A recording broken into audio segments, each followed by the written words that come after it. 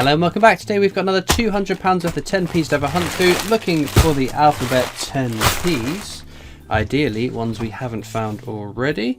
2018, yep, let's double check. We're just missing the letter G for Greenwich Mean Time. Other than that, we have every single other alphabet 10p. Got the whole left throughout the whole alphabet. So one last one to get, but we only find 1, 2, 3, 4 at the absolute most in one of these hunts. The chances 1 in 26 of them being the letter that we want, and 50-50 I guess, because we don't know mintages for the 2019s yet, what year it's going to be, but there we go. 2019s, I think they're going to be lower minted than the 2018s because we found so few less of them. We have got the letters C, E, G, H, J, K, L, M, O, R, U and V, so plenty of 2019s still to hunt for.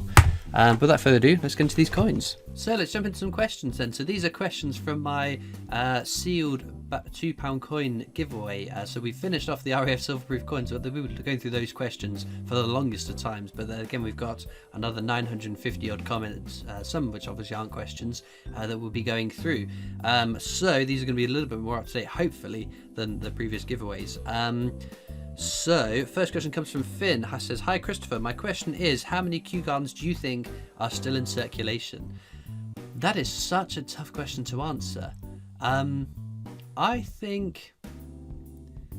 how do you even quantify that?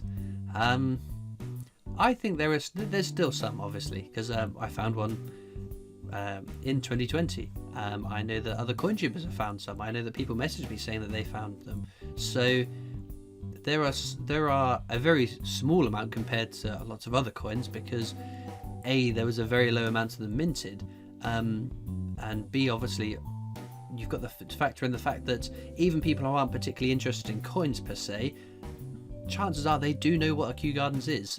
A lot of people do know what the Kew Gardens is as well, so they're probably more likely to be taken out of circulation, I guess. But in terms of quantifying with a number, that's I don't know. I think there's a fair few still out there, enough for us to carry on hunting and finding them at least. But not to say that it's very easy to find them. Still, I think it was 2 years between the second one and the third one that I found. So yeah, that's a very tricky question to answer. But I'm not sure. I know there are some people that can do the math and can estimate the amounts still out there, but they are more talented than I. Andrew Silcox says, "Are there any ways you would like to develop your channel in the future?" Wowee.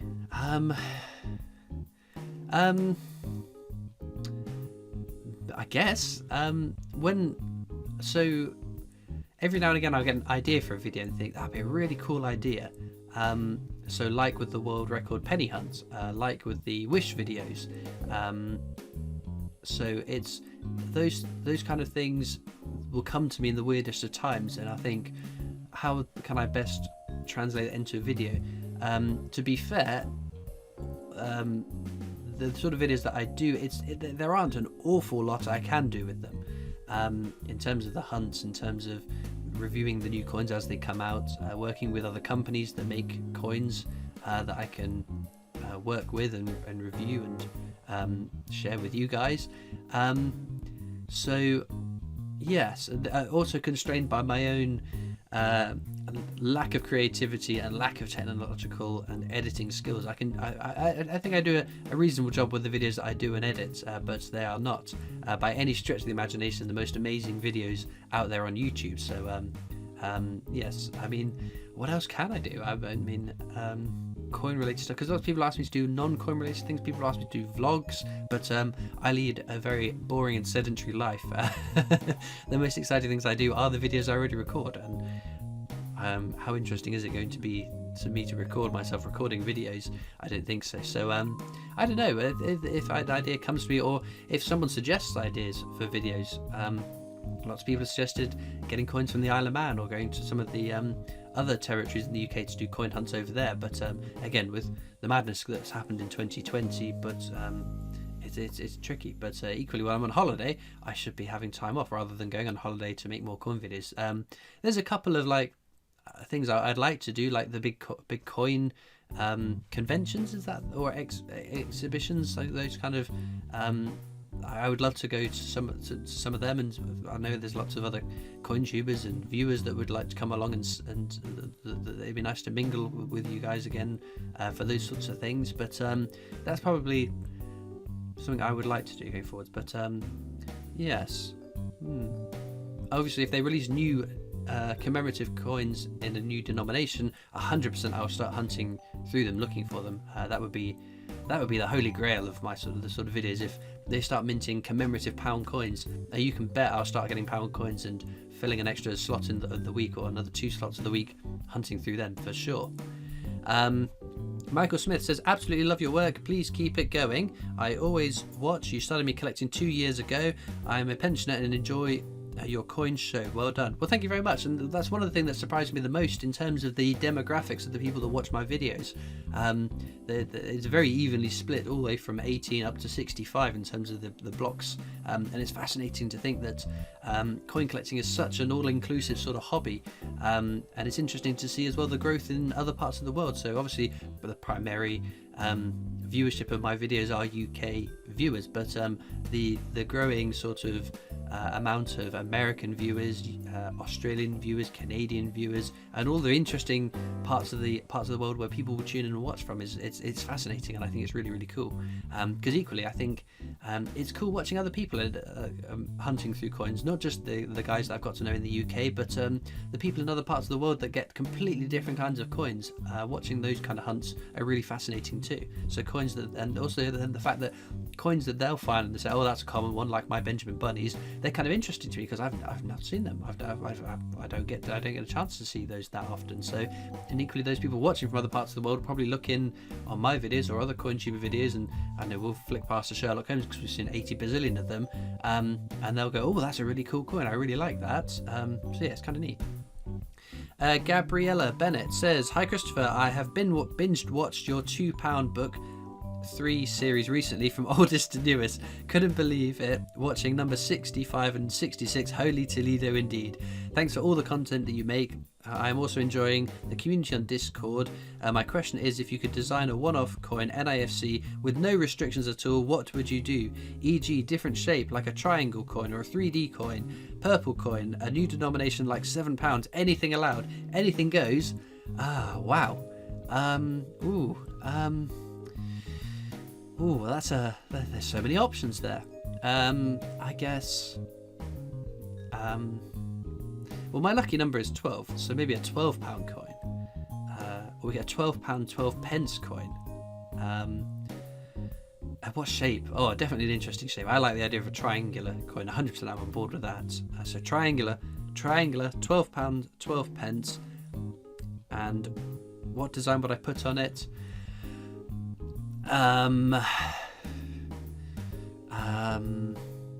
Oh, well, I'm going to celebrate something local. My hometown, Basingstoke. The Basingstoke NIFC coin with all the wonderful things of Basingstoke. The AA building that is a spectacle to behold. The Woke Street Monument, if you know what that is, you know what it is.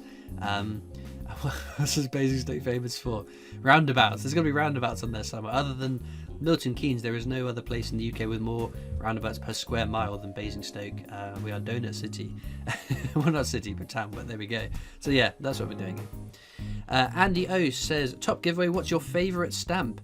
I like the older single coloured stamps. So they'll be like in oranges or greens or purples, and it's like a scene with all different shades of this colour, and I think they are very, very cool. Equally, I like space coins as well. Space stamps as well. I think they're very, very neat. Some interesting colours to be had in them.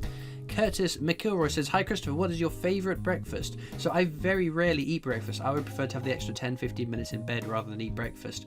And when I first woken up, the last thing I want to do is eat, to be honest. But if I'm going to have breakfast, I don't like cereal. I'm not a massive fan of toast, so it has to be a fried breakfast. That I could definitely eat first thing in the morning. Archie McCartan Says, hi, my name is Archie. I'm 10 years old. I have got little commemorative coins, but this will be a mint in my collection. I've been watching your channel for 9 months, and you've inspired me to be an amazing collector. So thank you very much. There's some questions following as well, but that's awesome. I'm glad that you like the videos, and I hope your collection's coming along really well.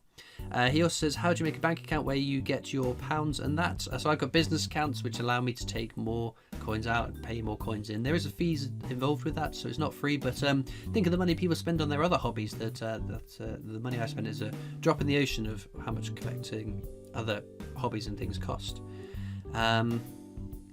Rose Ford says, as a new hunter, is there any advice you would give on world coins, pre-decimals and current circulated coins? I would love to win this for my collection. So in terms of knowledge of coins, knowledge is power. How do you know what to keep if you don't know what you're looking for? So with UK circulating coins, you can go no better than Change Checker, a company that I've worked with. Again, not sponsored by them, they're not incentivized to send you their way, but their scarcity indexes, they're like a little pyramid with the rarest coins on the top all the way down to the most common coin like Benjamin Bunny at the bottom. When I started making the videos, I had screenshots of that on my phone so that I could go back and double check and make sure the ones that I was looking out for were the right ones.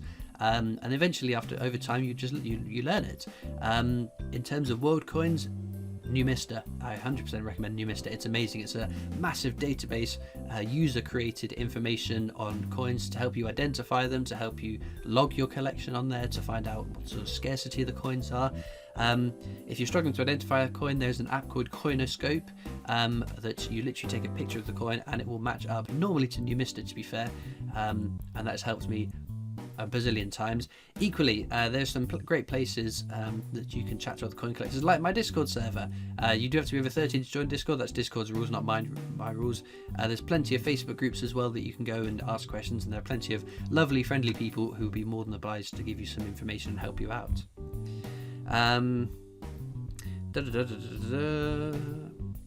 Barely Human says, oops, my question was going to be, how do you get such large quantities of coin bags from your bank? As when I tried, they weren't too impressed, but you answered that in this video. So instead, do you have a schedule or a / pattern of what coins you will order from your bank, and what is the most you've taken out in one go to search through?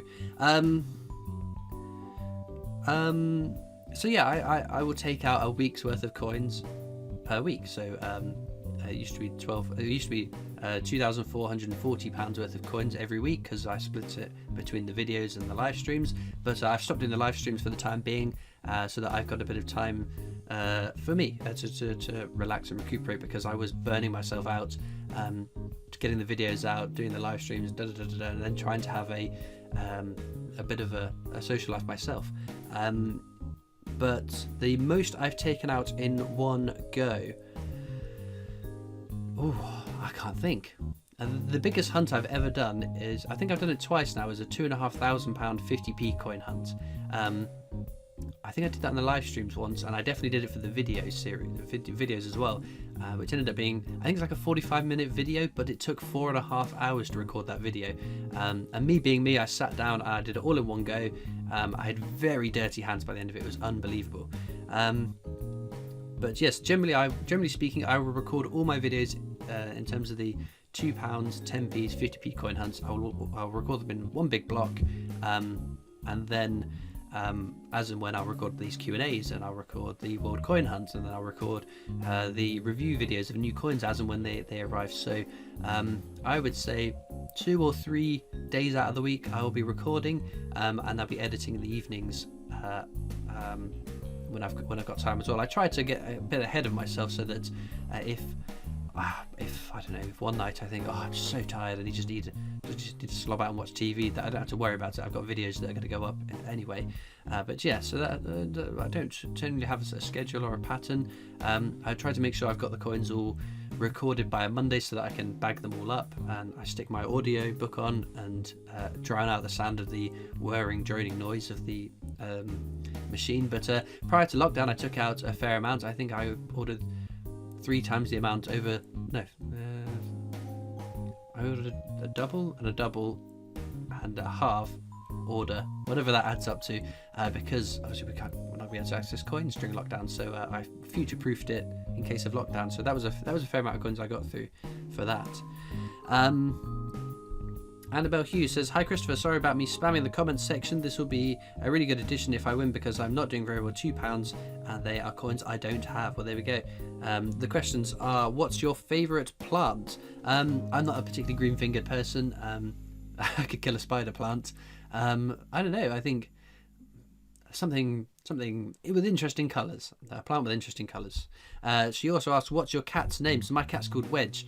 That wasn't the name he had when we got him. We got him from, well, I got him from friends of friends of the family, because they had got dogs and the cat wasn't getting on with the dog, so we took the cat, and he was called Whiskers prior to that, but I thought that's such a cliche cat name, so I renamed him Wedge. And if you know why I called him Wedge, then you know. One last question comes from Timestamp. Says, "Hello, this is a Wired question. But what is your favourite food, and does pineapple belong on pizza? If you want to eat your pizza with pineapple, you go ahead. I don't want pineapple on my pizza. I like pineapple and I like pizza, but I'm not a massive fan of warm pineapple. In fact, a much better thing to do with your pineapple is to turn it into cider, because the Old Moot, is it pineapple and raspberry flavour I think they do? Oh my goodness, it is absolutely lovely. Would recommend that, and I could drink that with pizza, 100%. Favourite food? I'm not too fussy with food. I will try anything at least once. But the thing I'm not a massive fan of is seafood. So as long as it's not seafood, as long as it's not too spicy, chances are I will eat it and I'll enjoy it. But with that being said, let's get back to the coins. Well, there we go. We got a trio of all the different territories. We got Jersey, Guernsey, and Gibraltar. No Isle of Man though, but no alphabet 10Ps either. So a bit of a shame, but there we go. It's kind of cool seeing the different portraits of Queen Elizabeth II as well on those coins. But as we said, no alphabet 10Ps today, but we can't grumble. We got a couple of interesting little finds. But as ever, all that leaves me to do now is thank you so much for watching. I hope you've enjoyed, and I'll see you next time for more coins. Bye.